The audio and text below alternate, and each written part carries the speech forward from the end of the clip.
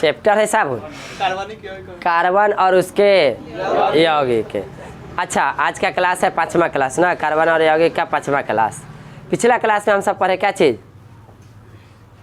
क्या पढ़े वो पता नहीं। कार्बन के अपरूप, कार्बन के अपरूप पढ़े थे, जिसमें हम लोग देखे थे कि दो प्रकार का अपरूप था। कौन बता ही कहेंगे, रवादार और बेरवादार, रवादार और बेरवादार, क्रिस्टलीय और क्रिस्टलीय की संरचना निश्चित होती है, अक्रिस्टलीय की संरचना अनिश्चित होता है। क्रिस्टलीय में क्या क्या देखे थे हम लोग, देख लो, हीरा, ग्रेफाइट और फुलेरिन। और अक्रिस्टलीय में देखे थे, ठीक। अब आज की क्लास में हम लोग को पढ़ना है मुख्य रूप से कार्बन के ही यौगिक है, जिसका नाम है साबुन, साबुन और अपमार्जक। साबुन और अपमार्जक के बारे में पढ़ना है। साबुन को क्या कहते हैं, सॉप। अपमार्जक को डिटर्जेंट, डिटर्जेंट के नाम सुने हैं, और निरमा डिटर्जेंट पाउडर, टीवी पर प्रचार आता है ना निरमा डिटर्जेंट पाउडर का। अब देखिए, आज हम लोग को जानना है डिटर्जेंट और साबुन के बारे में अच्छा तरह से। साबुन तो सब लोग यूज करते हैं, नहाने में, कपड़ा धोने में, उसके बाद खाने में, हाथ धोने में। हाँ ठीक बोला बुआ, हाथ धोने में, नहाने में, कपड़ा धोने में, बर्तन धोने में भी अब फैशन हो गया है, साबुन से लोग बर्तन धोता।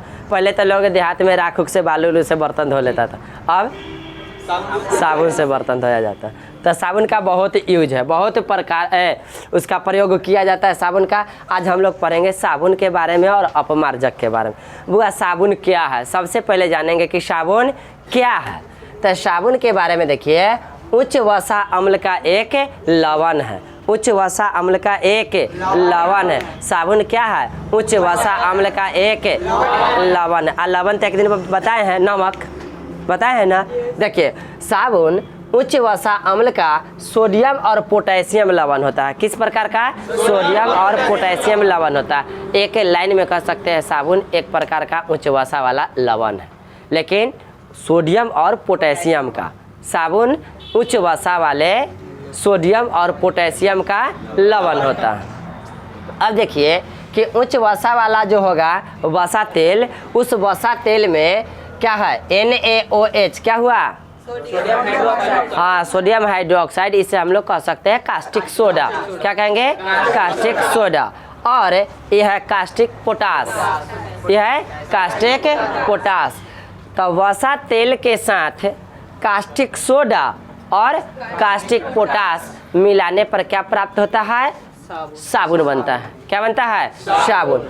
और इसके साथ साथ इसमें क्या मिलाया जाता है, नमक मिलाया जाता है, लवण जिसे हम कहें। हाँ, तो कास्टिक सोडा और कास्टिक पोटास, वसा तेल के साथ कास्टिक सोडा और कास्टिक पोटास मिलाया जाएगा, और उसके साथ में थोड़ा सा क्या चीज़, नमक भी मिलाया जाएगा। तब जो बनेगा वो क्या बनेगा, साबुन बनेगा। अच्छा, साबुन में नमक क्यों मिलाया जाता है, नमक इसलिए मिलाया जाता है कि वह साबुन को क्या करेगा, पिघलाएगा, साबुन को पिघलाने का। अच्छा, साबुन पिघलता है कि ना, है घिसाता है ना, पिघलता है ना, तो नमक क्या करता है, उसे पिघलाने का काम करता है, इसलिए साबुन बनाने में नमक मिलाया जाता है।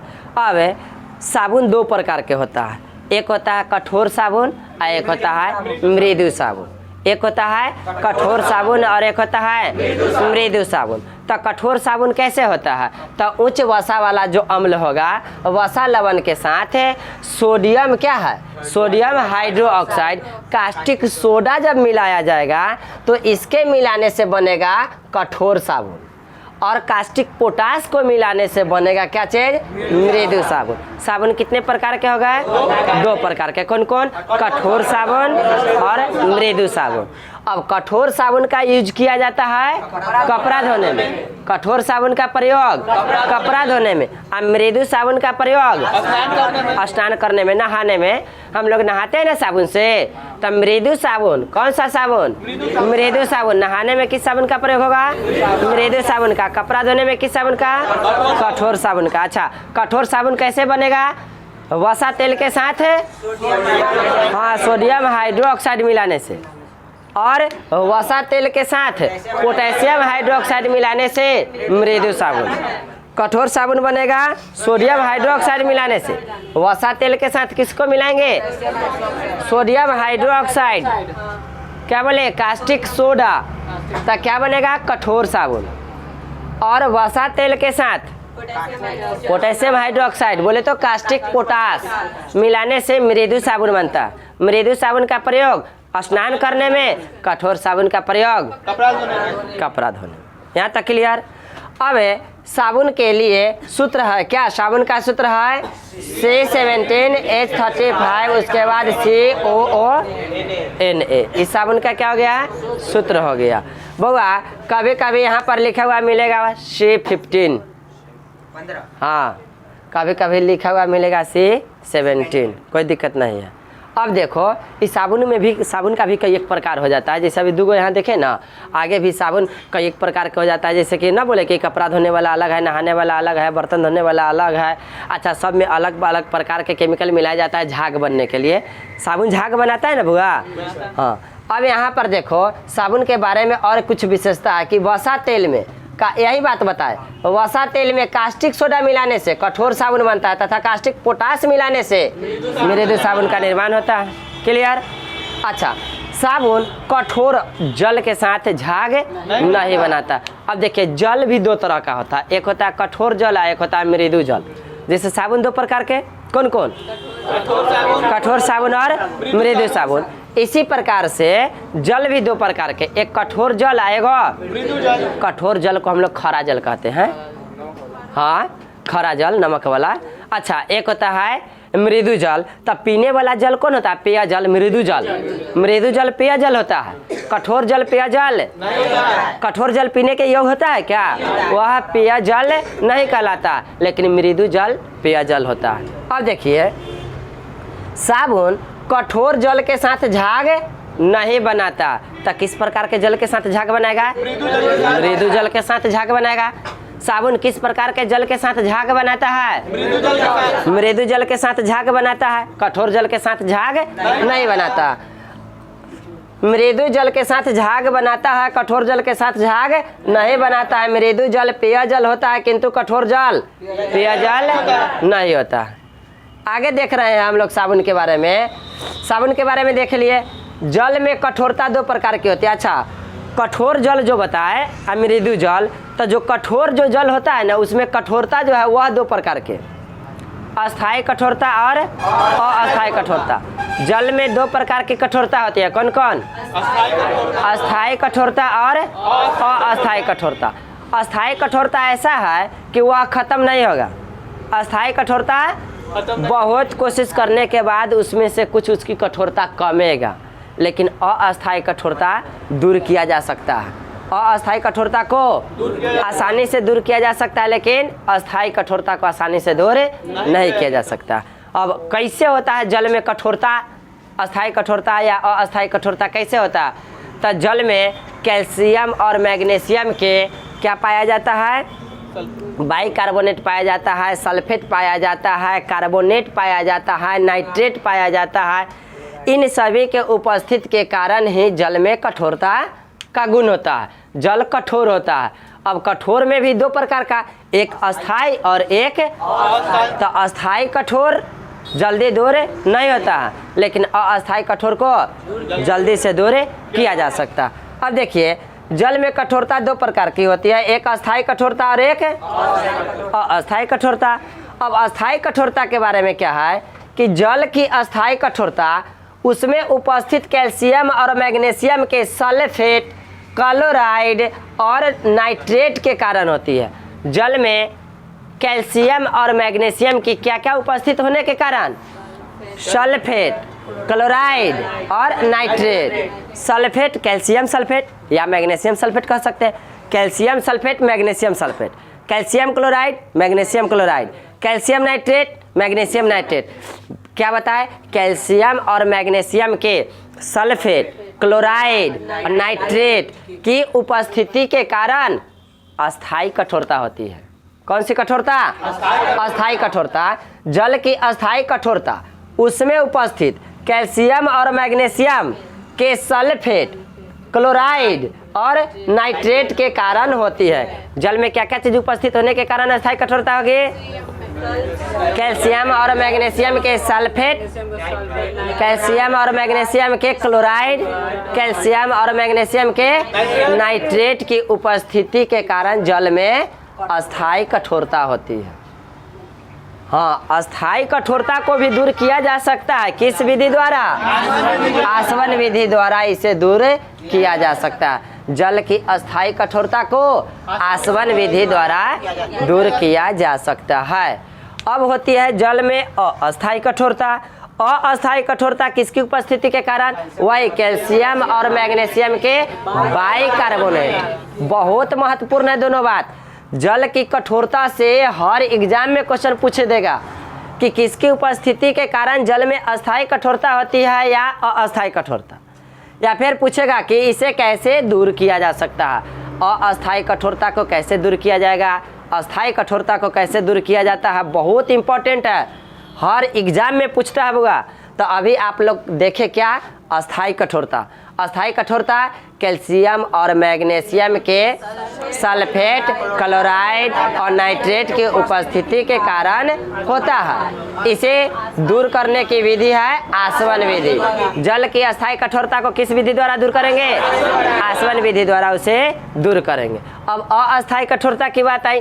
अस्थायी कठोरता कैल्शियम और मैग्नीशियम के बाइकार्बोनेट की उपस्थिति के कारण होता है। जल में उपस्थित कैल्शियम और मैग्नीशियम के बाइकार्बोनेट की उपस्थिति के कारण जल में अस्थायी कठोरता होती है। और अस्थायी कठोरता को कैसे दूर किया जाएगा? वाष्पीकरण विधि। वाष्पीकरण विधि बोले तो गर्म करके कौन सी कठोरता दूर किया जा सकता है? अस्थायी कठोरता। लेकिन अस्थायी कठोरता को गर्म करके दूर नहीं किया जा सकता है। अस्थायी कठोरता को आसवन विधि द्वारा दूर किया जा सकता है, लेकिन अस्थायी कठोरता को गर्म करके यानी कि वाष्पीकरण विधि द्वारा दूर किया जा सकता है। एक और है बुझा हुआ चूना डालकर। अस्थायी कठोरता वाला जो जल होगा उसमें बुझा हुआ चूना डालने से भी उसकी अस्थायी कठोरता खत्म हो जाएगा, दूर हो जाएगा। तो हम लोग देखें क्या चीज़? साबुन। अस्थायी जल के साथ, अस्थायी कठोरता वाले जल के साथ झाग नहीं बनाता है। कठोरता वाले जल के साथ झाग नहीं बनाता है। किस प्रकार के जल के साथ झाग बनाता है? मृदु जल के साथ झाग बनाता है। हाँ बउआ, अब झाग जब बनाता है तो झाग किस प्रकार की होती है? श्रृंखला, कार्बन की श्रृंखला जो होता है, श्रृंखला बनता है ना, उस प्रकार से झाग बनता है। और जब झाग बनेगा तब वह क्या करता है? गंदगी को साफ करने में मदद करता है। और जहाँ झाग नहीं बनेगा वह गंदगी को साफ कर पाएगा? नहीं कर पाएगा। कभी कभी अब साबुन जब बन गया, साबुन का आविष्कार हो गया, गंदगी को साफ करने के लिए ही ना हुआ। कपड़े की गंदगी, शरीर की गंदगी, मैला को साफ करने के लिए ही ना साबुन बना है। लेकिन साबुन बनने के बाद एक समस्या रह गया कि यदि कहीं कहीं सभी जगह मृदु जल नहीं है, जहाँ कठोर जल है वहाँ तो कठोर जल में ही कपड़ा धोना पड़ेगा, खरा जल में ही धोना पड़ेगा।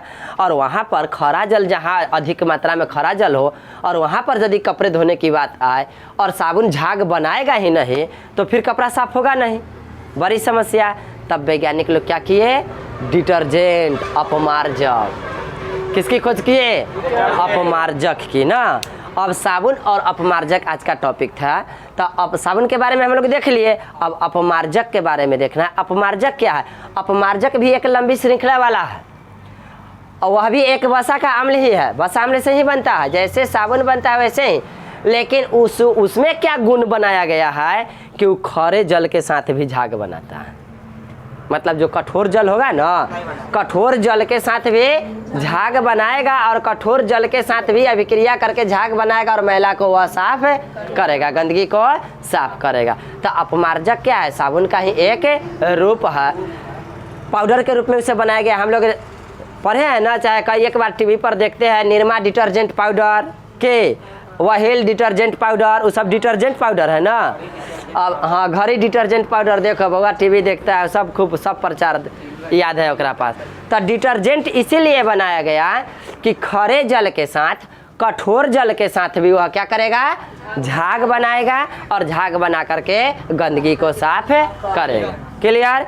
तो साबुन भी हम लोग देख लिए, अपमार्जक भी देख लिए, थोड़ा सा अपमार्जक के बारे में नोट कर लो। में देख लेते हैं क्या है अपमार्जक क्या है बताए। साबुन का ही एक प्रकार है, अपमार्जक साबुन का ही एक प्रकार है। बस अंतर क्या है साबुन और अपमार्जक में कि साबुन मृदु जल के साथ केवल अभिक्रिया करके झाग बनाता है और अपमार्जक जो है मृदु जल के साथ भी और कठोर जल के साथ भी अभिक्रिया करके झाग बनाता है और गंदगी को साफ करता है।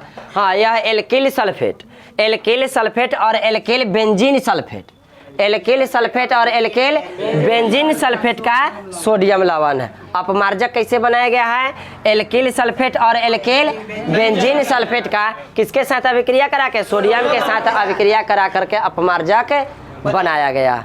अंतर देखें साबुन अपमार्जक में कि साबुन केवल मृदु जल के साथ अभिक्रिया करके झाग बनाएगा और अपमार्जक हाँ मृदु और कठोर दोनों जल के साथ अभिक्रिया करके क्या झाग बनाएगा। क्लियर, साबुन अपमार्जक खत्म।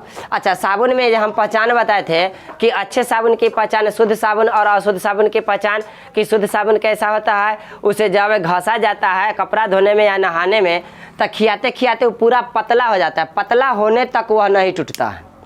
बहुत अधिक पतला होने तक जो साबुन नहीं टूटता है वही शुद्ध साबुन होता है।